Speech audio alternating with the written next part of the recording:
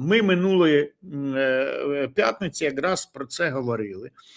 От, і Володимир Олександрович про це, він тут ухилянт класичний, він ухиляється говорити про це, і він ухиляється від виконання своїх головних обов'язків. От, так що він може говорити про що завгодно, ну, те, що якби теж має якийсь резонанс, що там скоро буде тристороння зустріч. Він підігріває наші сподівання на швидке завершення війни. Він там може говорити про якісь успіхи свої, щоб казати, щоб нас тримати в сподіванні, що все буде добре. От він, звісно, не дотягує до Арестовича, щоб весь час сказати 2-3 недельки. 2-3 недельки і все буде хорошо. Там, типа, people, не переживай. Але його взбодрило те, що Рада таки запустилася, не могла, вона ж фактично від прийняття бюджету не могла нічого солідного проголосувати, а тут вдруг прорив такий. Ну і плюс не знаю. Який прорив? 1,5 закона проголосували. Проголосували що? Закон Ні, про... ну в цілому, да. 1,5 закона. Так це величезний прорив. Це величезний прорив. Закон про ФОПи. Про ФОПи навіть не виставлявся закон. Так само зняли з порядку денного закон про посилки. І от дивна ситуація. Получилось 1,5. Один прийняли в цілому, один за основу. Ну, да. І при цьому дійсно ніяких змін таких кардинальних немає. І тут він знову заявляє, до речі, це взагалі вже виглядає як посміховиська. Таке відчуття, що він випрошує цю зустріч з Путіним. Коли він каже, я готовий зустрітися з Путіним. Не в Москві, не в Києві, а де ще, але готовий. До речі, чи готовий він зустрітися в Омані? Дуже цікаво. Ну, може, там буде йому комфортно, згадає. Патрушевим вже зустрічався. Так. Але більше, ніж Патрушева, до Зеленського не пустять. Давайте говорити про те, що а навіщо це Путіну? Путіну це абсолютно не потрібно. Путін несе себе, що він гідний там зустрічі на рівних тільки з Трампом і Сі Цзіньпіном. Можливо, ще там Моді, прем'єр Індії, десь входить в то ж саме. З іншими Путін готов зустрічатися, там поплескати їх там по щоці, або як з вірноподданими. І тому з Зеленським він зустрівся останнє в 2019 році в Парижі, тому що очікував капітуляцію від Зеленського. Я нагадаю, що це не заслуга Зеленського, а тоді якраз був рух, у мене є досі худі таке, рух опору капітуляції, коли суспільство просто казало, що Володимир Олександрович, підпишеш капітуляцію, лучше не приїжджай. В Україну нічого доброго тебе тут не жде. Ну і власне це зіграло, ну і зіграло те, що їхня Камарілія хотіла сама дерибанити Україну, зачем їм було ділитися з Путіним. Але між тим Путін тоді заспівав пісеньку там «Не підходи ко мне, я обиделась». Тобто Путін особисто ображений на Зеленського, тому що на нього путінська Росія робила ставку як на основного капітулянта. Це перше. І друге, ця зустріч не може бути рівного з рівнем. Путіну це не потрібно. Скільки б Зеленський не кричав, Путін не зустрінеться, тому що він не хоче зустрічатися з Зеленським як з рівним собі. Невже це не очевидно? Володимир Олександрович, звичайно, цього не може зрозуміти, тому що він же ж про себе думає, що він найвеличніший лідер сучасності. А тут по приколу таке саме про себе думає і Путін, Володимир Владимирович. І таке саме про себе думає Дональд Фредович. І Сі, не знаю, як його по батюшки, теж саме про себе думає. Не вийде зустрітися, тому що Путін готовий зустрітися максимум в форматі тристоронньої зустрічі, де буде Трамп, де буде сам Путін, і Вову вони викличуть, як на педсовет, там, типа, як двоєшника на педсовет, іди сюди, що там ти там вчепився за той Донбас, а ну докладывай там, що опять двойка, що там не так у тебе, там, будуть казати, що у нього там корупція, що він не контролює парламент, що він, Путін скаже, що він нелегітимний, але це буде знущання двох, типа, великих над одним Зеленським. Невже це мені не потрібно?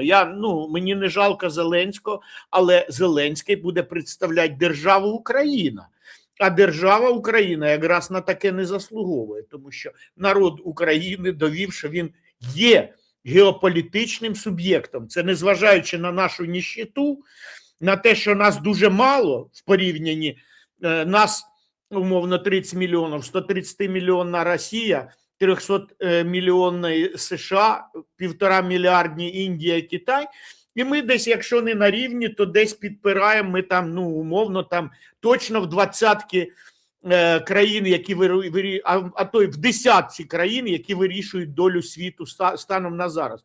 При нашому, скажімо так, наших нікчемних ресурсах економічних, але виходить, що підпирає? Не Зеленський же ж підпирає, а героїзм українського народу і є ресурсом. Ось що ресурс. ЗСУ – наш ресурс. І героїчні зусилля не тільки ЗСУ, а й тила, який підпирає цей ресурс.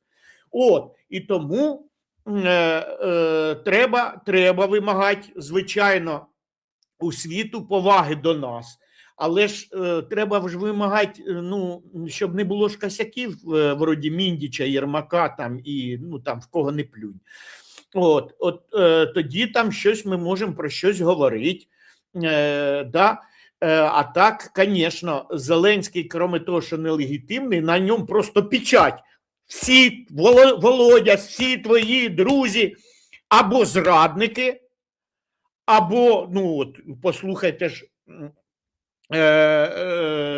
Березу, там типа ж про Баканова ж багато ж розказував же ж цей, як його... Ваганян, да. Тобто, послухайте там ще розумних людей, і ви зробите висновки, що Зеленському зустрічатися там, типа, як мальчику для биття, мені це не потрібно.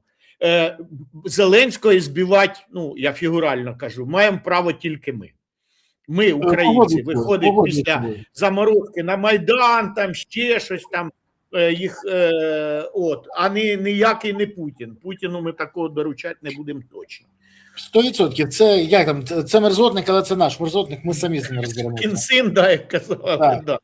Але ж я хотів ще що додати, що окей, от його заяви, що я би зустрівся з Путіним, понятно, що Путін перше не буде, друге, а зачем? Зачем? От навіщо зустрічатися, щоб що? Невже Володимир Олександрович досі впевнений, що посмотрю, увижу мир в глазах Путіна, договоримося посерединки? Точно ж цього ж не буде. Тобто, зустрітися, щоб що? І тому тут можуть бути тільки дві альтернативи. Або Володимир Олександрович не розуміє свою роль в сучасній історії, він точно не розуміє, як нарцис, да? Або його підштовхують, як людину не дуже адекватну, якісь люди з своїми інтересами. А який тут може бути ще який інтерес? Що просто зігрівати нас надіями. Це, скажімо, можемо виділити в окрему альтернативу. Ось три альтернативи. Да? Володимир Олександрович не розуміє, ним грають, друга альтернатива. І третя, вони все розуміють, але їм треба там, 2-3 недельки. Рейтинг не падай. От Бориславе, це називається там, рейтинг не упади, рейтинг не упади. Він кожен раз, а що там рейтинг? Рейтинг по чуть-чуть. Володимир Олександрович не сунеться там. І все більша і більша кількість тих, які кажуть, не проголосую ніколи, ніколи. І це вже ж більша половина українців. І для нього це страшно, да? Що от він може в першому турі там ще десь я опережаю Залужного там на полпунктика, але в другому турі все переливається до Залужного. Чого? Тому що критична кількість українців не хоче за нього голосувати. І щоб вона не збільшувалася, ця критична кількість, він играет в тему 2-3 недельки. Вот сейчас я посмотрю, увидите, там, я там типа договорюсь з ним. Замість того, щоб займатися там комунікаціями з тим же ж самим парламентом, якщо це твій парламент, то займайся комунікацією, а то там бігають там Давид, Кирил і Юля, там бігають, договарюються, там, ну, про це ще окремо, може, поговоримо. Там, і все. Тобто Володимир Олександрович робить дерзких заяв много, як він там подружився десь в Персидській затоці, мало того, всі вторять там, типу, ой, як хорошо, приїхав в Сирію. Да, приїхав в Сирію, обозначиться, що раніше ж там Сирія вважалась руською вотчиною. Да, показати, що тепер це не так. Тепер у нас там все хорошо, да. О, це класно. Але ж ми ж розуміємо, що Сирію зараз контролює Ердоган. От, тобто, що це ж поїздка відбулася з, якби, з, ну, погодження з Ердоганом. Да? Надав. І що, в Затоку з'їздили, і що ми там набили в Затоці? Де конкретні угоди, от конкретних, от фірма А Саудитів, фірма Б з України, де угоди, де які конкретні угоди, на які суми. То, що це там, поки що він як ото на губах поіграв пальцем. Нагадаю, що там вони... Нагадаю тобі, що він колись приїхав з Арабських Еміратів і сказав, що привезли звідти контрактів на 3 мільярди. Да. І так і не побачили. Жодної копійки. Але заяви були. І ці заяви постійно лунають. Більше того, давай відверто казати, а заяви, які дуже часто відбуваються, вони не тільки не підтверджуються фактажем, вони навіть здоровою логікою не підтверджуються. Але коли це хвилювало наших шоуменів?